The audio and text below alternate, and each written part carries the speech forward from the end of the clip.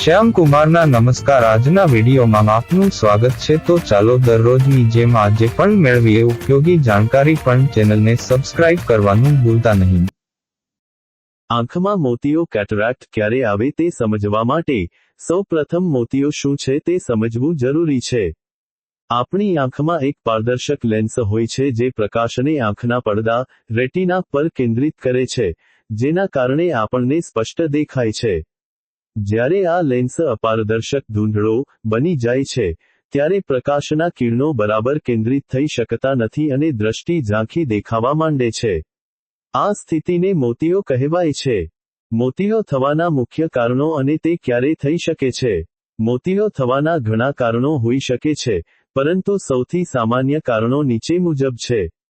વધતી ઉંમર એજિંગ. મોતિયાનું સૌથી સામાન્ય કારણ વધતી ઉંમર છે.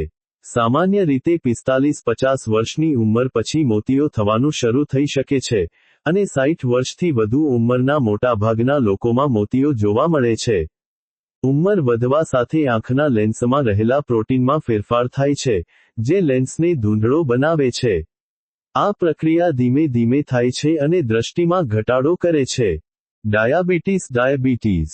જે લોકોને ડાયાબિટીસ હોય તેમને મોતિયો થવાનું જોખમ વધારે હોય છે, ખાસ કરીને જો તેમનું બ્લડ સુગર નિયંત્રણમાં ન હોય. ડાયાબિટીસના દર્દીઓમાં ઓછી ઉંમરે પણ મોતિયો આવી શકે છે. આંખમાં ઈજા આઈ ઇન્જરી. આંખમાં કોઈ ઈજા થવાને કારણે પણ મોતિયો થઈ શકે છે. આ ઈજા તરત જ અથવા વર્ષો પછી મોતિયાનું કારણ બની શકે છે.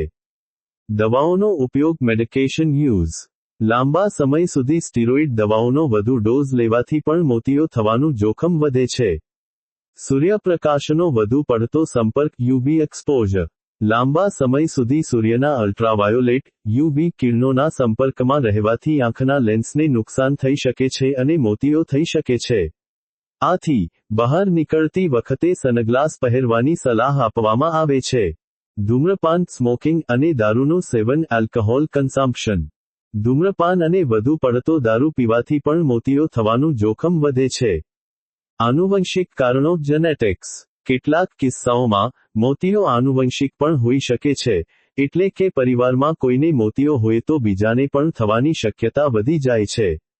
કેટલાક બાળકો જન્મથી જ મોતિયા સાથે જન્મે છે, જેને જન્મજાત મોતિયો કન્જેનિટલ કેટરેક્ટ કહેવાય છે. અન્ય તબીબી પરિસ્થિતિઓ. અધર મેડિકલ કન્ડિશન્સ. કેટલાક અન્ય રોગો અથવા આંખની સર્જરી પછી પણ મોતિયો થઈ શકે છે. મોતિયાના લક્ષણો ક્યારે દેખાવા માંડે છે? મોતિયાના લક્ષણો શરૂઆતમાં ધીમા હોય છે અને કદાચ ધ્યાન પર ન પણ આવે. જેમ જેમ મોતિયો વધે છે તેમ તેમ લક્ષણો વધુ સ્પષ્ટ થાય છે. દ્રષ્ટિ ઝાંખી થવી, ધૂંધળી દેખાવી અથવા ધુમ્મસવાળી લાગવી. રાત્રે જોવામાં મુશ્કેલી થવી. પ્રકાશ પ્રત્યે સંવેદનશીલતા. ફોટોફોબિયા વધવી અથવા પ્રકાશની આસપાસ તેજસ્વી વર્તુળો હેલોઝ દેખાવા.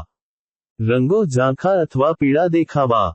એક વસ્તુની બે પ્રતિબિંબ દેખાવી. Double vision. ચશ્માના નંબર વારંવાર બદલાવા. મોતિયો ધીમે ધીમે વિકસે છે અને દ્રષ્ટિને અસર કરે છે.